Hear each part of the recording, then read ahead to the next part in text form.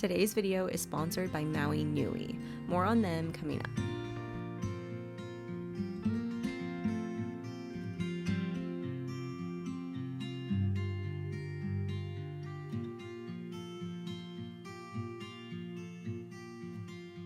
This week I want to take you along as I'm sharing some thrifty summer meals from my pantry and from my garden that are just frugal and filling meals for summer. And a lot of them you can make in 30 minutes or less, but you can use a lot of the things you already have on hand.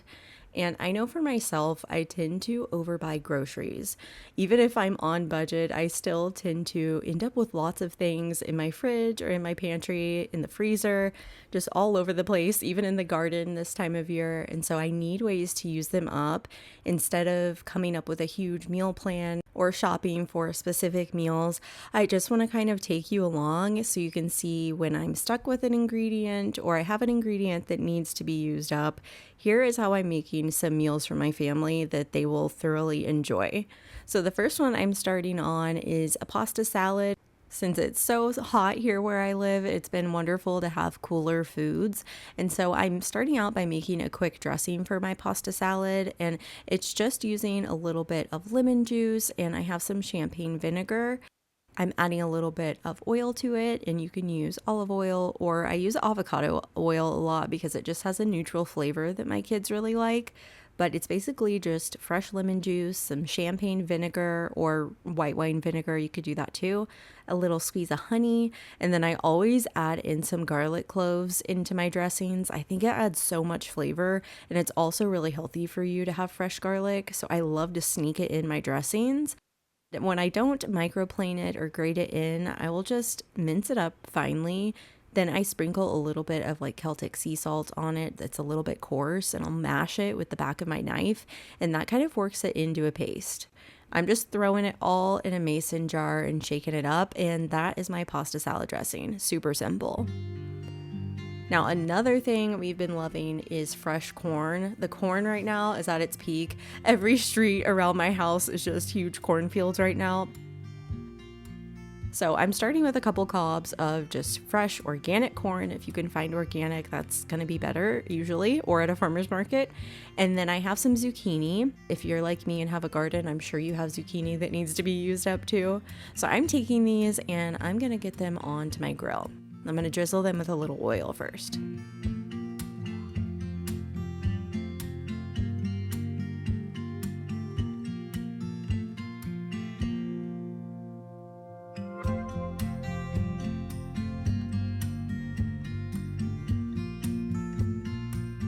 So while my corn and zucchini are on the grill grilling up for our pasta salad, I'm going to go ahead and cook up some of the pasta here. And I'm using some organic orzo. You could use any kind of pasta though.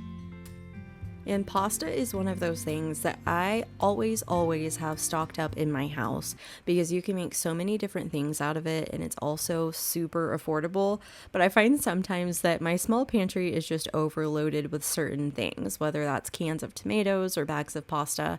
And so using up that pasta is a great thing to do from time to time to make some more space in my pantry.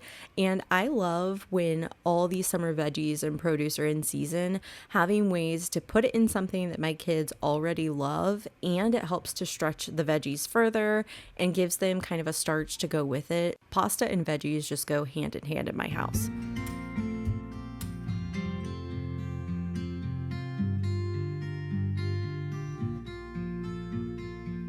So now I'm letting that corn and zucchini cool a little bit before I chop it up and take it off the cob to add into the cooled orzo.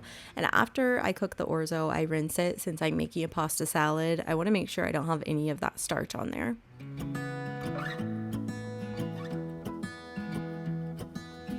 Pasta salads are super frugal in general, but I love on days when I don't have meat defrosted or ready to go that I can just put it together for a quick lunch or dinner. So I love putting in a variety of things, whatever's at the farmer's market that week, whatever I'm harvesting out of the garden. And if it's a vegetable, say it's something like an eggplant, I just roast it first and let that cool down, and then I'll throw it in the pasta.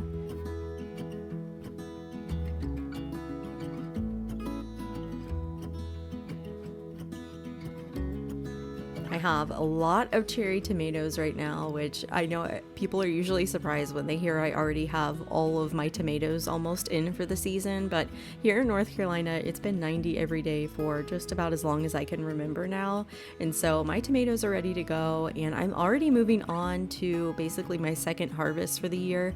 I'm going to start planting some more things and hoping to get another harvest out of it. So I grabbed some basil and tomatoes, and I'm going to put that in the pasta salad as well.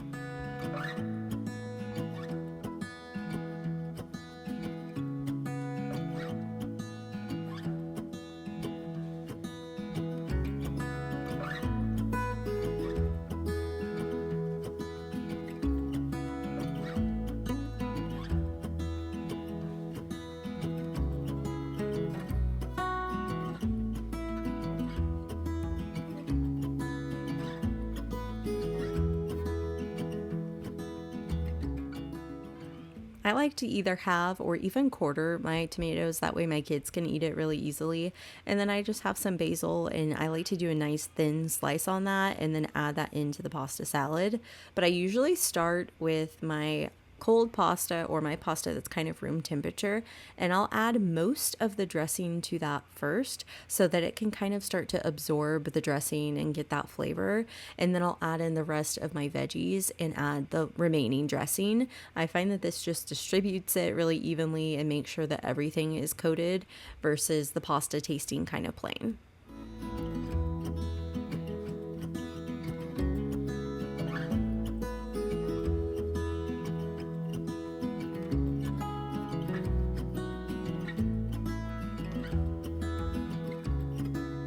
And if you're looking to make this meal even more frugal, instead of using fresh corn that you grill, you could also just defrost a bag of frozen corn, and it would have the same kind of taste and the same sweetness, since they usually harvest corn when it's fresh and then freeze it, so it's super sweet still. So that would make this meal super cheap. I love using frozen vegetables whenever I can. I'm going to use them again later in this video, and you'll see, because it just makes every meal a little bit cheaper when you're not having to go to the grocery store and buy whatever kind of veggies, organic or conventional. They all tend to cost a lot of money, but one thing that I like to avoid is wasting, because a lot of times I'll buy a veggie when it's not garden season. Usually I'll buy some sort of veggies for the week, and by the time I go to make that meal 3 days later, my veggies have already spoiled. So that's another reason why frozen vegetables are just another thing to keep stocked to make frugal meals, because they don't go to waste and they're cheaper from the get-go.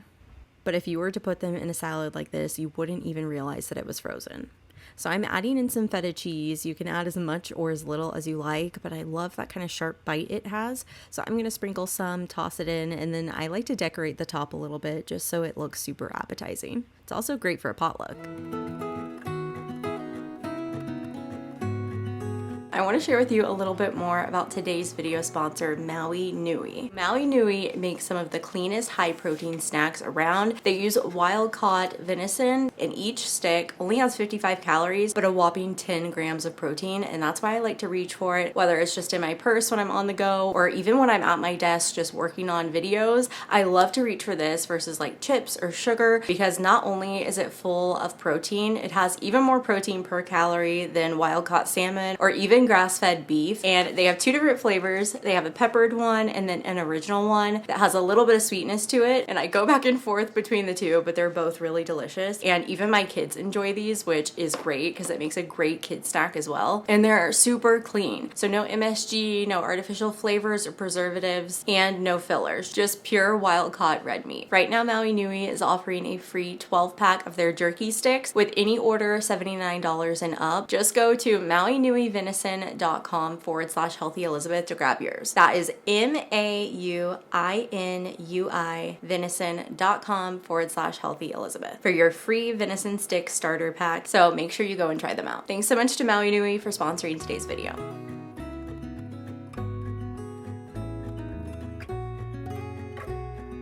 One of my favorite things that I've been growing for the past couple of years and that I didn't realize would come back again is rhubarb.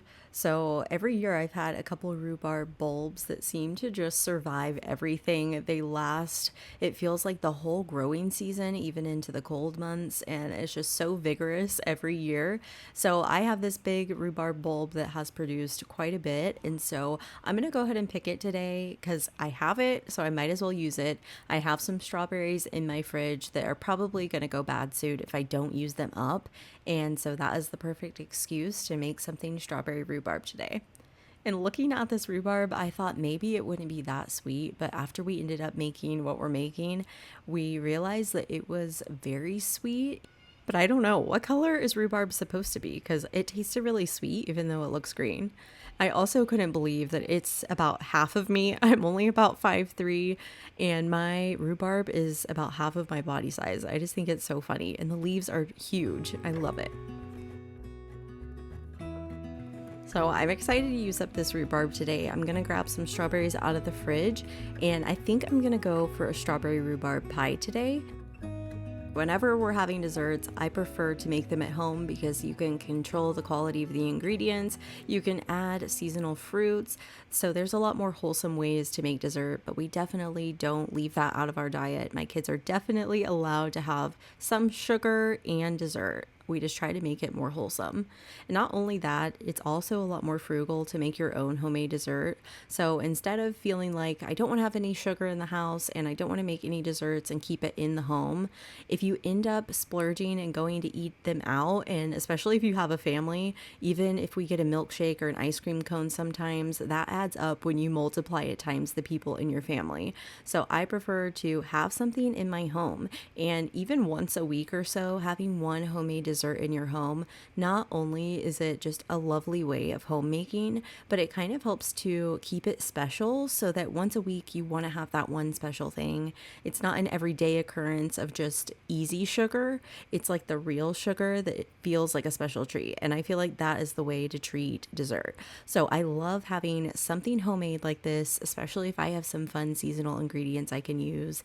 And more often than not, it saves my family money versus eating out a dessert. Those can be really expensive. So I'm starting by making a crumble topping because I want to do something a little bit different. I'm just kind of experimenting, but I want to do a strawberry rhubarb pie that has pie crust on the bottom. This one I made with kamut flour that I buy in bulk, which is also really helpful. If you like to buy good quality flour, buy it in bulk because it really does save you money. So I'm using this kamut crust that I had in my freezer and I defrosted it overnight. And I love to always keep a couple of crusts in my freezer because it kind of is like my pantry staple, but for the freezer because they're so versatile. You can make breakfast out of them like quiches or little sweet roll-ups using pie crust, or you can use it for dinner and make a pot pie or for dessert. So I'm pulling it out today and I have one of them, so I'm kind of being creative by putting the pie crust on the bottom, and then I'll fill it with all of that delicious strawberry rhubarb filling, but then top it with a crumble topping. And these pies are so delicious. It's like you get the best of both worlds because you get some pie crust and some crumble topping. And it works in a pinch too if you don't have two pie crusts made.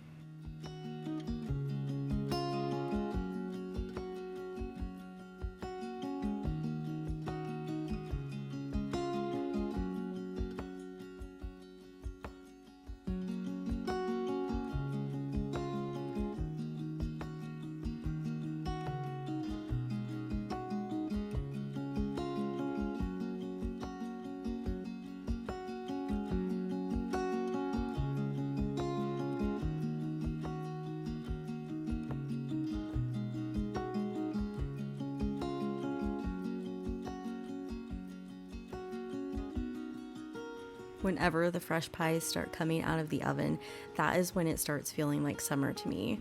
It's the peak of summer. It's those ripe, fresh berries and fruit that just makes all the difference. And that is the stuff that I savor when I'm sitting in winter and thinking back to these summer days. That is what I want to remember, these fresh, delicious pies.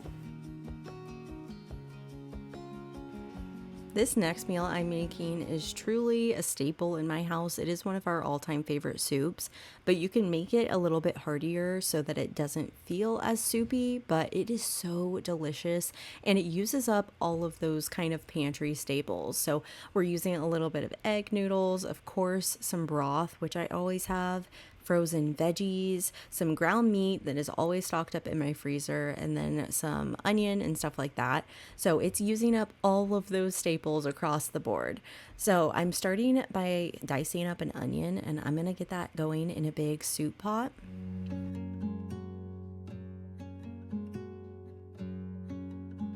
This is kind of going to be like an old-fashioned vegetable soup, but we're adding in those egg noodles, and instead of ground beef or chunks of beef stew, I'm using some ground pork sausage that I get from my farm, and the flavor of it is just out of this world. So if you can find a good sweet sausage or even an Italian sausage, either would work in this soup, but it adds so much good flavor. So I'm starting by sauteing those onions, and then I'll get that ground pork sausage into the bowl. I love this soup because it's so well-rounded, because I have the pasta, which my kids adore, especially egg noodles, and then I have my ground sausage, which is full of protein and lots of flavor, and then frozen veggies, of course, and then I'm also using some bone broth, which I almost always have in the pantry, and I've really grown to like it over the years. I didn't used to like it, but then, I don't know, something has changed, and I think the way I used it started to change, and now I really enjoy it. But I'm using some beef bone broth in this soup to give it a really good beefy flavor. So if you can use a bone broth here, that's going to be so great for your gut, and it's also so filling from all of this protein. But it's a great way to use up those pantry staples like bone broth. I almost always have that, and diced tomatoes, tomato paste, all those kind of tomato products are always in the pantry, and sometimes you need to go through them. So this is a great way to do that. I'm also adding in a little bit of frozen corn, and then I have some carrots and peas that are just kind of like a blend that were in my freezer. So I'm adding that in too.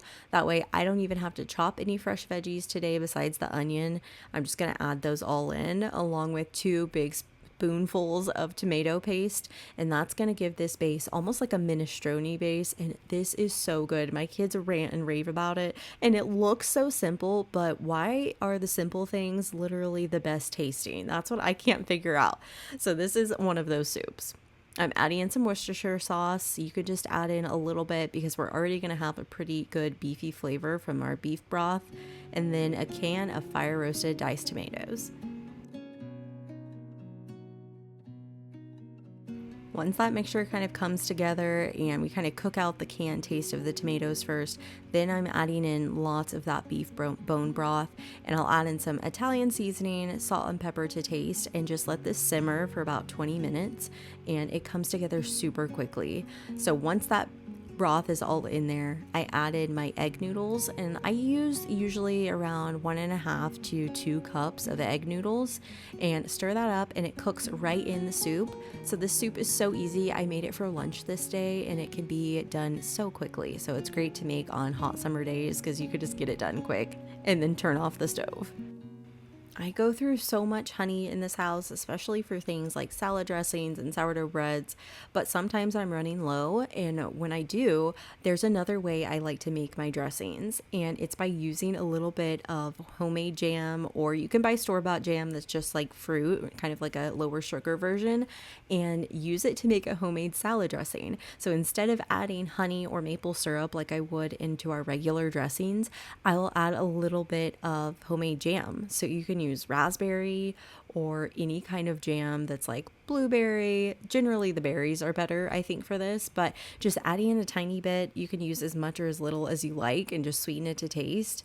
Then I combined that with mustard and oil, and I use this little whisk that I am in love with for everything. It just mixes things together, and it's perfect for frothing egg whites whenever you need to make like a base for a bread or something. And I mix it together, and it makes the most delicious raspberry dressing or raspberry vinaigrette. So to go with our soup lunch, I'm going to do a nice cold salad on the side and drizzle it with a little bit of this homemade raspberry vinaigrette. And there's something about it, it's so tasty. If you can't get your kids to eat a nice side salad, try putting a tiny scoop, even just like a teaspoon of their favorite strawberry jam into your dressing for that day and mix it up, and it just adds a little bit of that familiar flavor that they know and love. Our side salads for lunch usually look super simple, so I'm using a little bit of a red snacking pepper, and this one is actually from my kids' garden. I'm so proud of them. They came in the other day and they were holding these beautiful snacking peppers that are so sweet and so crispy, and I was so satisfied as a mother to see my kids learning to love gardening and harvesting their own food. This is what it is all about for me. It's not being on a diet, it's not eating perfectly, it's not eating to look a certain way, but it's learning to eat real food the way God made it and know where your food comes from and to take care in nourishing your body intentionally.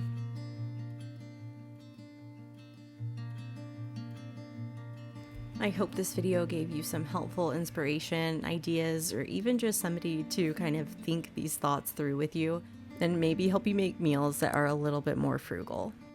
Thanks for coming along.